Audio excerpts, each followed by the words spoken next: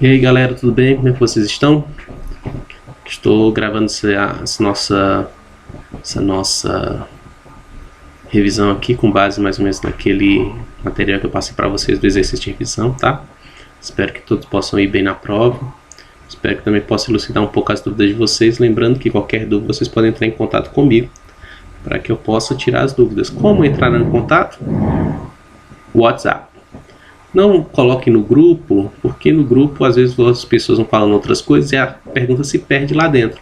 Já se vocês fizerem diretamente a mim no privado, fica mais simples de eu olhar e conseguir responder a vocês, tá ok? Vamos começar então aqui a nossa análise dessa revisão. Bem pessoal, primeira questão, certo?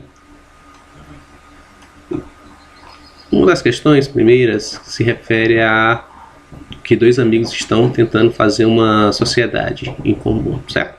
Resolve se constituir uma sociedade. E aí ele pede que você analise as questões que estejam em conformidade com o Código Civil, tá?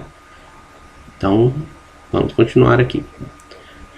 Primeira frase, se forem analisadas, tudo que está se referindo aqui, é possível verificar que há consonância com o Código Civil, pois está aqui fazendo referência à necessidade da pessoa estar exercendo uma atividade econômica de produção, circulação de serviços. É aquilo que está no artigo. Isso até a gente pode dizer que é uma recapitulação que vocês viram no semestre passado, né? Sobre o que é o empresário, que ele precisa ser uma pessoa que, tanto que ele diz que considera-se empresário, né? É aquela pessoa que exerce uma atividade econômica para a produção e circulação de serviços. Essa característica é uma das características do empresário e, por consequente, está adequada. Fala que é uma atividade organizada, é uma atividade que é econômica, fala que o empresário é para a circulação de bens e serviços, então está adequado. A 2 não está adequada porque fala com relação a sociedade capital e indústria. A sociedade foi extinta. Tá aqui, Código Civil 2002 não faz menção a esse tipo de sociedade. A 3 está correta, porque uma vez que precisa do registro, se for uma sociedade simples, será no cartório, se for uma sociedade empresária, na junta comercial, então está adequado. A 4, se os sócios optarem por criar uma sociedade limitada, olha só, esta será obrigatoriamente empresária. Não. Existe a possibilidade de ser empresária sociedade simples. Ela é limitada às cotas. Isso aí nós vimos, isso aí vocês creio que devem ter analisado nos trabalhos também de vocês.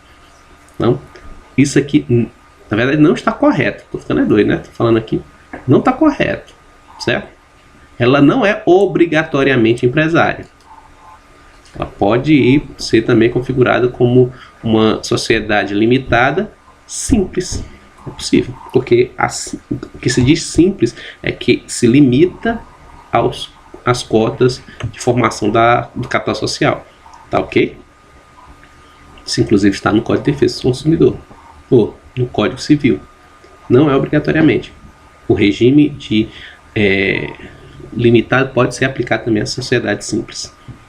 Isso está inserido no artigo 997 do Código Civil. Se nós somos aqui, deixa eu abrir aqui, no artigo 997 do Código Civil, certo? O artigo 997 vai dizer o seguinte: sociedade simples, certo? Inciso 4.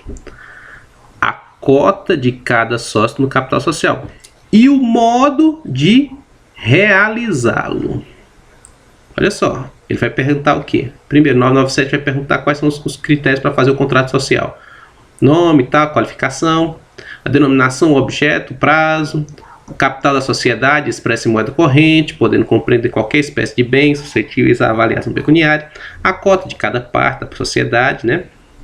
Então, se existe cota, existe uma divisão, né? A prestação a que se obriga o sócio,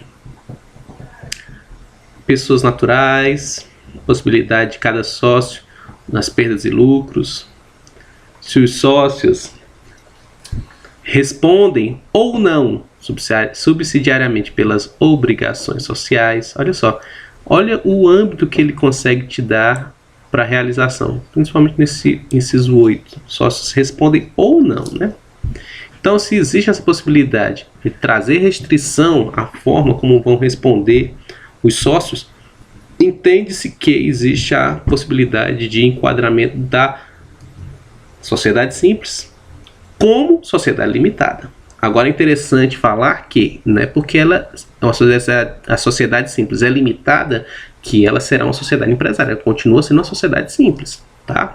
Limitada é apenas a forma como se adentrará no patrimônio caso haja problemas com relação à liquidez. É tanto que o artigo 138 leva lá para o artigo 1038 do Código Civil, vai mandar lá para a liquidação de empresas, que vai no 1102, 1103, se não me engano. Então, deixa eu ver aqui, deixa eu ler aqui também a palavra. É ineficaz em relação a terceiros qualquer pacto separado, contrário ao disposto no instrumento de contrato. Então, é aquilo que eu falei que vocês devem saber já do contrato de gaveta, que não é possível se oposto a outra pessoa, né? Então, meus caros, se existe essa ampla liberdade na contratação, no aperfeiçoamento do contrato social, então é possível que a sociedade simples também seja limitada com relação à sua responsabilidade, ok? Espero que esteja compreendido adequadamente, por isso que essa quarta está errada. Nos casos do sócio desejem exercer uma atividade passiva de enquadramento na sociedade simples, terão de definir ainda um dos tipos societários. Não existe essa necessidade de enquadramento como se fosse uma pessoa jurídica empresarial, certo? Então aí nós temos mais ou menos a nossa análise de cada questão. Inciso segundo. Segunda questão. tô lendo lei agora. Na sociedade limitada, a responsabilidade de cada sócio é restrita ao valor de suas cotas, sendo que, e aí ele dá várias opções. Isso aqui é coisa simples, basta analisar conforme o dispositivo legal, certo? Nesse caso, todos os sócios respondem solidariamente pela integralização do capital social. Isso aqui, se eu não me engano, é o artigo 996.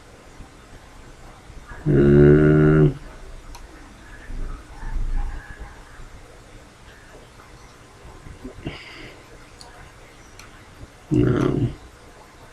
Deixa eu procurar aqui. Aí.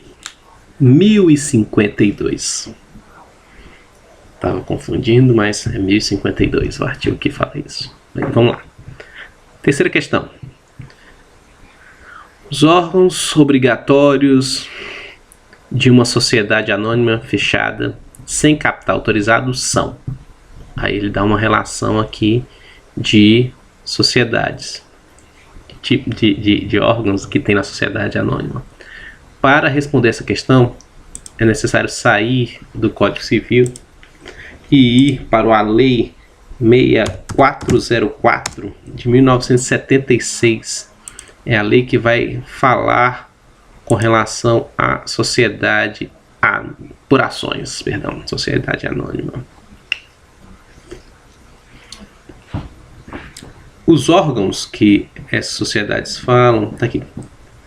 A partir do artigo 4º, ele vai começar a falar sobre sociedade aberta, sociedade fechada e tudo mais. Isso aqui eu creio que vocês tenham estudado quando fizeram um trabalho sobre sociedades, tá bom? Então, eu vou pular um pouco para ir direto ao ponto aqui que vocês precisam.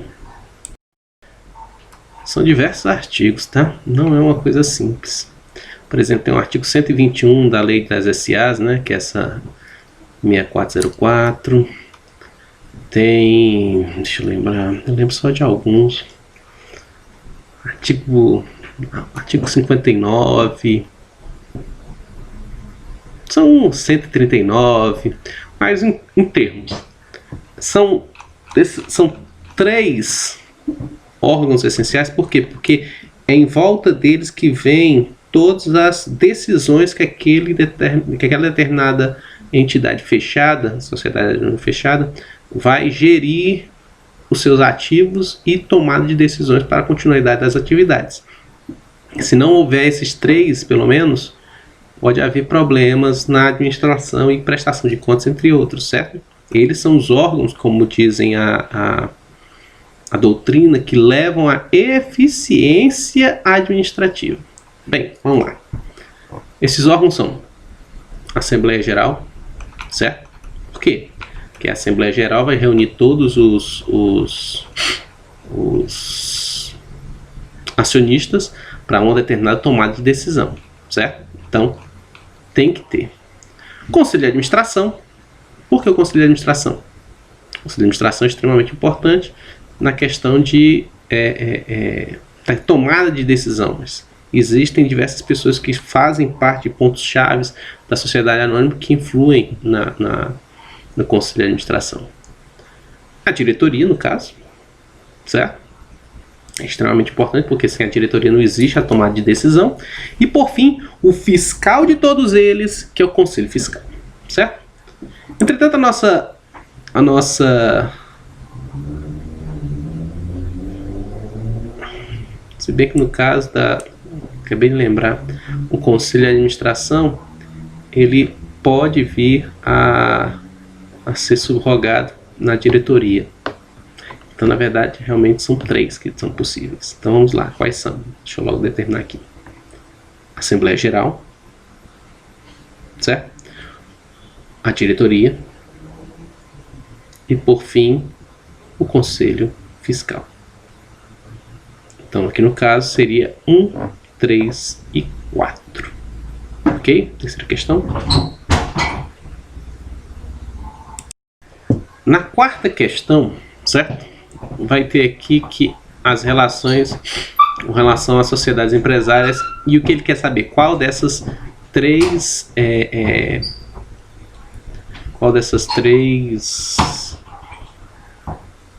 assertivas aí, né? 3 frases, qual delas é correta ou estão corretas, se for uma ou mais, certo? Então, quais são as frases?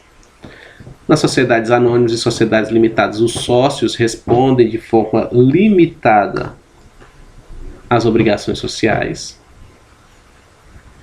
A sociedade em nome coletivo, certo? Em comandida simples e limitada, estão constituídas por contrato social. A sociedade limitada é disciplinada do capítulo próprio, né? Código Civil, em vigor, podendo ser ela aplicada a outras disposições e outros diplomas legais a este tipo societário. Que aí está aquela questão, por exemplo, da sociedade simples, também está regida pela sociedade limitada. Bem, tudo está certo. Então a resposta está aí.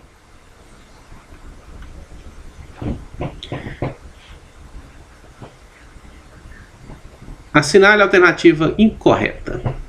Então está buscando a alternativa incorreta. A obrigação dos sócios na sociedade simples e na sociedade limitada começam imediatamente com o contrato. Isso é correto. Se este não fixar outra data, também está correto. E termina quando liquidada. Certíssimo. Porque quando se extingue a responsabilidade dos sócios, é isso mesmo. Na sociedade simples, cabe aos sócios decidir por meio de designação expressa no contrato social se eles respondem ou não subsidiariamente pelas obrigações sociais. Tá corretinho? O sócio admitido pela sociedade já constituída não se exime de dívidas sociais anteriores à sua admissão. Também está correto. Certo? Está no artigo 1025 do Código Civil. Certo? Deixa eu procurar aqui para ter certeza.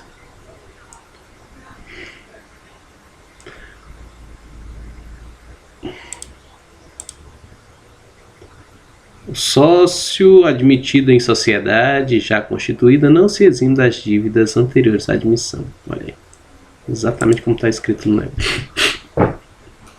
Na sociedade simples, responde o cedente solidariamente com o cessionário perante a sociedade e terceiros pelas obrigações que tenha como sócio até 3 anos depois da averbação das modificações. Aqui está inadequado, como nós sabemos, são 2 anos.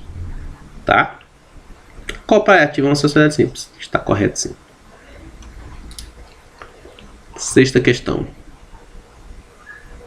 Nós temos aí, considera-se os cursos, os cursinhos e tal. Tem 12 sócios, ao mesmo incorporar a faculdade unidas.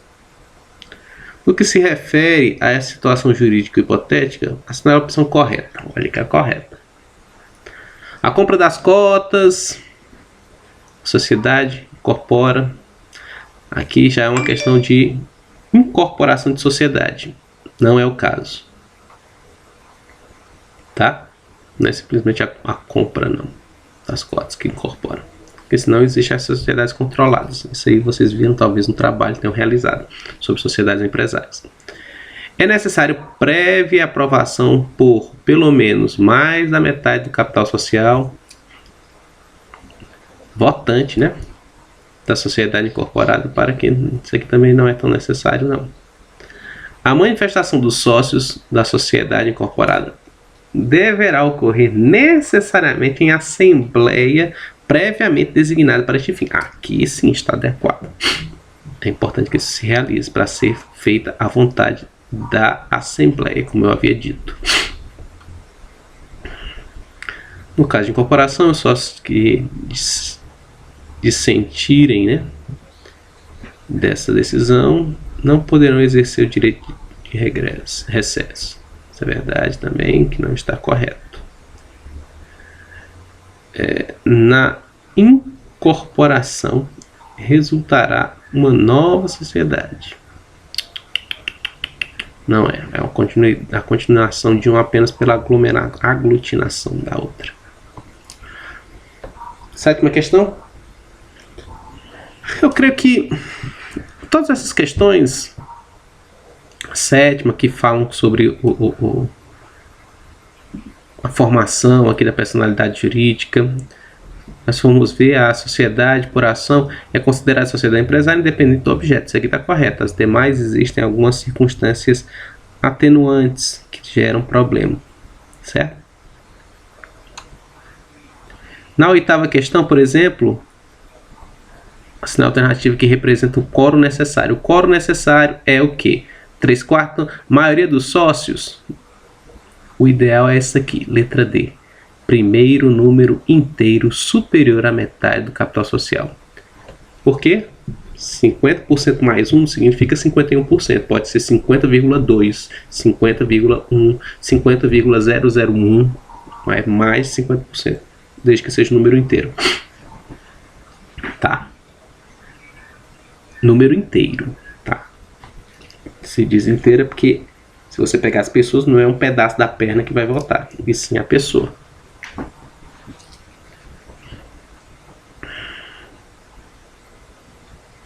Sexta questão. Assinale a alternativa correta, tendo em conta as sociedades por cota de responsabilidade limitada. Então, quando ele fala cota de responsabilidade limitada, ele está falando a sociedade limitada.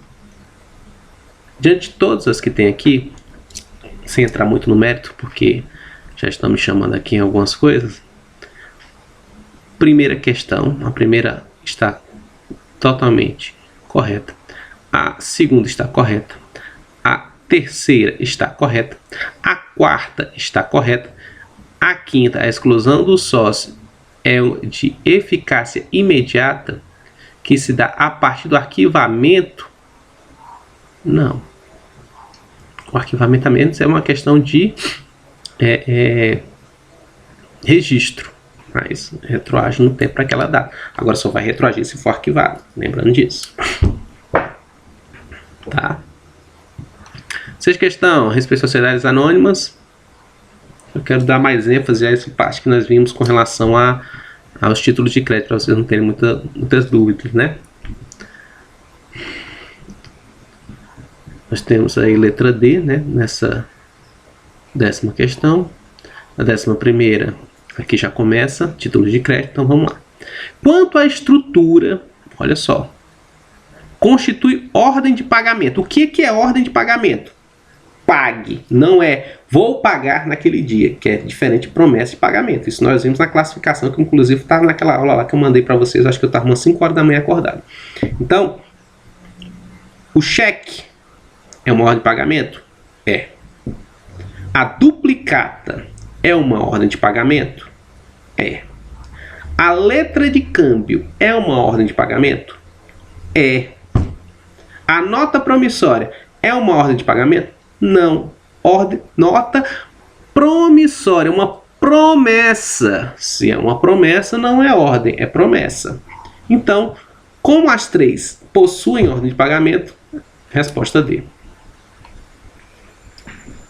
Julgue as proposições seguintes acerca da teoria geral dos títulos de crédito, assinalando tal. Em decorrência do princípio da autonomia, olha aí os princípios, vamos lá.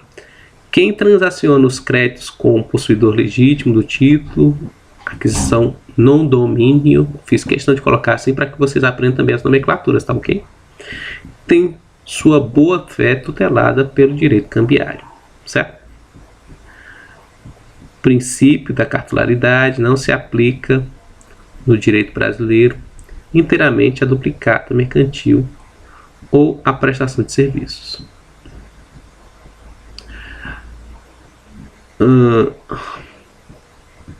Duplicata mercantil ou de prestação de serviço, né? Ainda que prevaleça o princípio da autonomia das obrigações cambiais, o vício que compromete a validade de uma relação jurídica documentada em título de crédito se estendem às demais relações abrangidas no mesmo documento.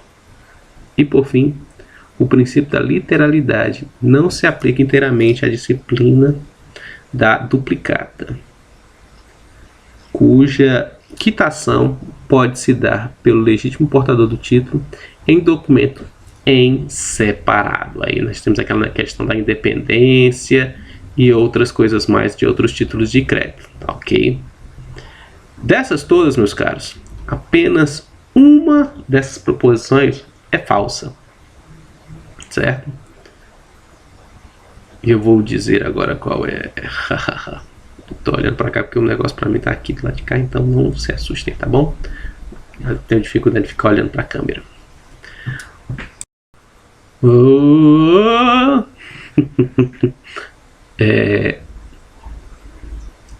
Alternativa 4. O princípio da literalidade não se aplica inteiramente à disciplina da duplicata. Aplica-se. Se não tiver os requisitos lá literais que determinam que aquele título é aquele, há um problema. Cuja quitação pode, aí ele fala, né? Cuja quitação pode ser dada pelo legítimo portador do título em documento separado. Pagamento da duplicata por meio de outro documento? Não. Pode ser por meio de triplicata em caso de cobrança, que seria a segunda via da duplicata, mas não é o caso aqui, tá ok? Não é o caso. Então aqui que está incorreta é a 4ª questão. Então, letra B de bola. A respeito do endosso, é correta a afirmação.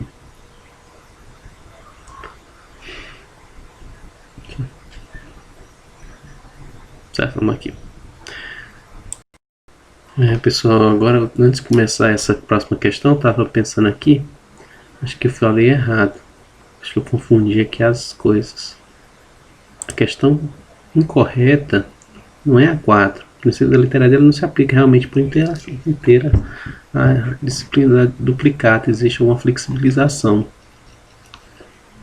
Está na teoria, se eu não me engano, isso quem fala é o professor Fábio Ulloa. No caso aí, certo? A incorreta seria a terceira questão.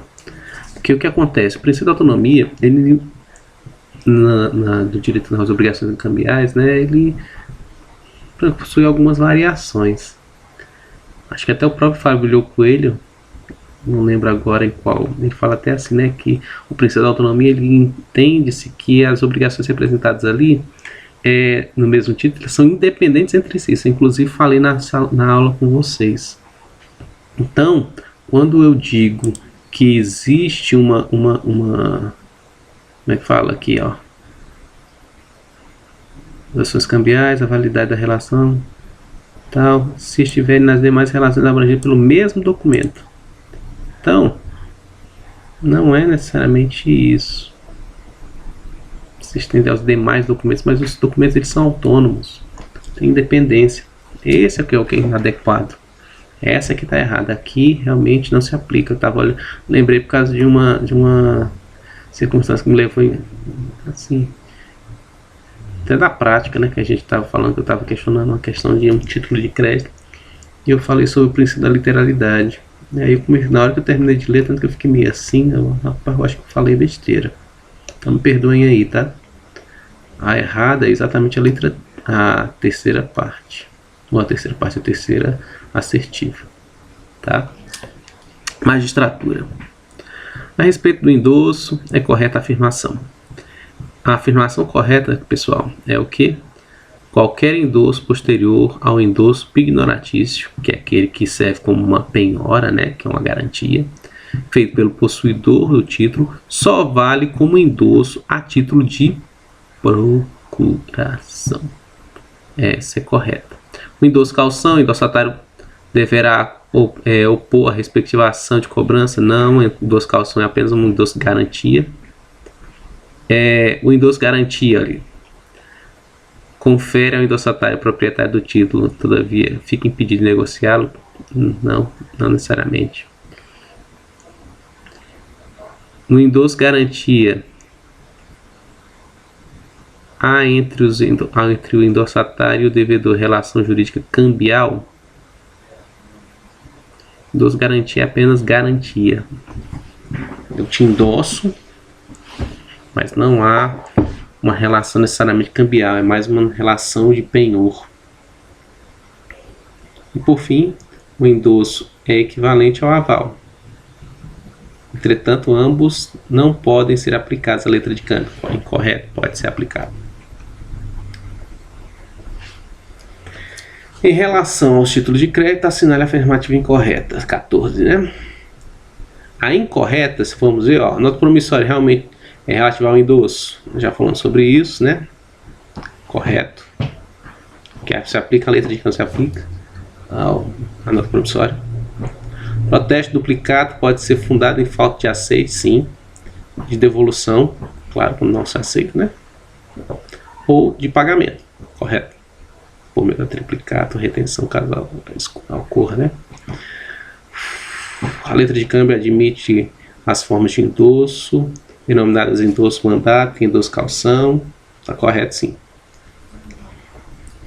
O aceite do sacado na duplicata é obrigatório? Não é. Salvo nas hipóteses de avaria ou não recebimento das mercadorias. E na falta de pagamento aonde? Está errado. Quer dizer que se ele aceita a mercadoria e não paga, então ele se torna isento. Não está correto. O protesto do cheque só pode ocorrer pela ausência de fundos disponíveis. Com certeza. Considera-se a aplicabilidade. Já estou ficando atrasado, já vieram me cobrar aqui. Considera-se a aplicabilidade do direito cambiário aos princípios da cartolagem da literalidade e autonomia, bem como de outros deles decorrentes, certo? Assinar a alternativa correta. A correta, pessoal, é a letra B de bola, o princípio da inoponibilidade, ou seja, não pode te opor. O devedor de dívida representado pelo título de crédito só pode opor ao terceiro de boa-fé as exceções que tiver contra este e as fundadas nos respectivos formais do título. Essa é correta, é aquela, como é que fala, questões pessoais, certo? Espero que vocês, qualquer dúvida, vocês depois entrem em contato comigo se tiverem dúvida com relação às outras. Eu não quero deixar vocês também na mão. Então, estamos na 16. 16. Dá uma situação fática aqui, né? Neste caso, tanto o endosso como o aval, ele vai questionar, né? Ele quer a correta. O endosso é nulo e o aval é válido. Esta é a opção correta, tá? Aqui na 17, mais uma situação, certa? E nessa situação, ele quer a correta também, né? Emissão de cheque.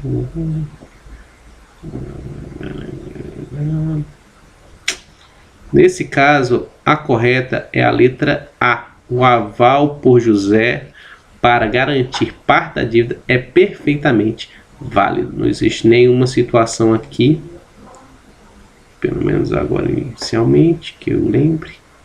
Mas acho que tem mesmo não. Ela emitiu um cheque pós-datado. Solicitação de ano foi requerida. Garantia apenas de 10 mil. Isso aqui é aquela parcial, né? Certo? O aval parcial, não o aval total, não é possível. Olha aí, tô dizendo. Então, letra A. 18ª, assinale a resposta incorreta. A incorreta é a letra E. Admitem-se 2 tipos de vencimentos para duplicado: a tempo certo da data e a tempo certo da vista, certo? Porque não é só esses dois, existem mais, nós vimos isso na aula anterior. Considere as seguintes alternativas, certo? E aí, sobre títulos de crédito, uma relação aval, ação de execução, nota promissória e a cédula de produto rural. Essa nós não vimos um pouco, por isso que é bom que vocês deem uma olhada um pouco, ela está se referida ao agronegócio. É um título realmente de crédito próprio, sendo exigível um protesto para assegurar o direito de regresso contra avalistas. Isso aqui é igual a um cheque, vamos colocar assim. É um título peculiar com relação ao produto rural. Ele aqui, da forma que está escrito, está correto, tá? O que está incorreto aí no caso...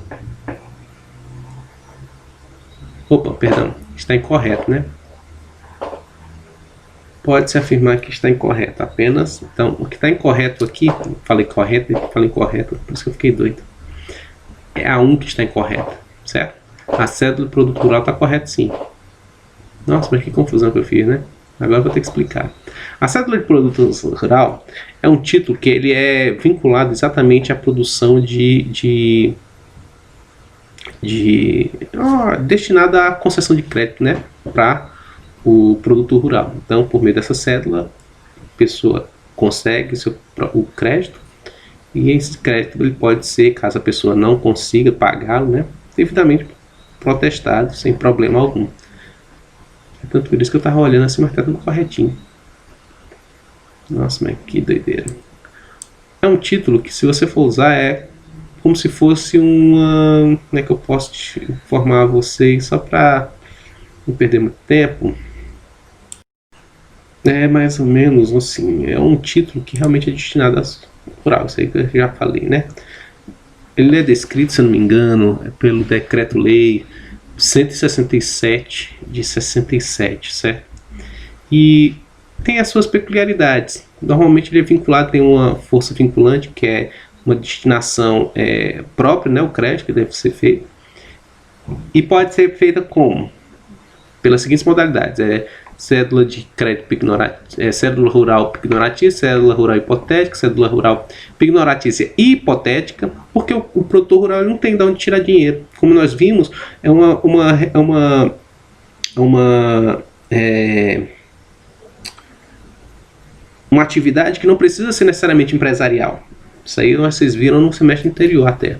Então, como você pode ser? Essa cédula rural, ela pode ser pignoratícia, ou seja, é aquela que serve como penhor, certo? Vai dar alguma coisa mesmo. Vai dar terra como hipoteca, por exemplo, que aí é a cédula rural hipotecária. Tem aqui das duas coisas, né? Às vezes o valor é muito alto. E a nota de crédito rural. Mas de qualquer forma, como ser um título de crédito, isso daí está devido àquela a assertiva que diz assim, que o título é próprio e é exigível o protesto para assegurar o direito de regresso contra avalistas. Está devidamente tipificado, deixa eu ver aqui. O artigo é o artigo 60 do Decreto-Lei número 67 de 60, como eu já havia falado, né? Até estava olhando aqui que essa lei ela foi alterada aqui depois que eu fiz a prova até, né? Dia 7 de abril. Mas não afetou o nosso tema, então ela continua em vigor, graças a Deus. Significa o seguinte: aplica-se a cédula de crédito rural, a nota promissória rural, a duplicata rural, no que for cabível, as normas do direito cambial, inclusive quanto ao aval dispensado, porém, o protesto para assegurar o direito de regresso contra os endossantes e seus avalistas, o que se faz totalmente correta essa assertiva 4. Ok, infelizmente tive que explicar, porque eu comecei trocando as bolas aí, né? E finalmente a incorreta, questão 20, é a letra B. Uma letra de câmbio pode ser sacada à vista, a um tempo certo da vista, a um tempo certo da data e pagável a um dia fixo, com vencimentos diferentes do vencimento sucessivo. Errado. Ok. Qualquer maior detalhe, por favor, vocês entrem em contato aí comigo, porque infelizmente eu vou ter que sair. Eu precisar fazer essa revisão rápida, pelo menos utilizando. Façam estudem por esse questionário, qualquer dúvida que vocês tiverem, que é um questionário que eu fiz bem direcionado para uma revisão geral de todo o conteúdo, tá? Isso vai ajudar bem vocês. Grande abraço, pessoal. Espero que eu possa ter ajudado vocês um pouco aí. Abração, até mais. Valeu!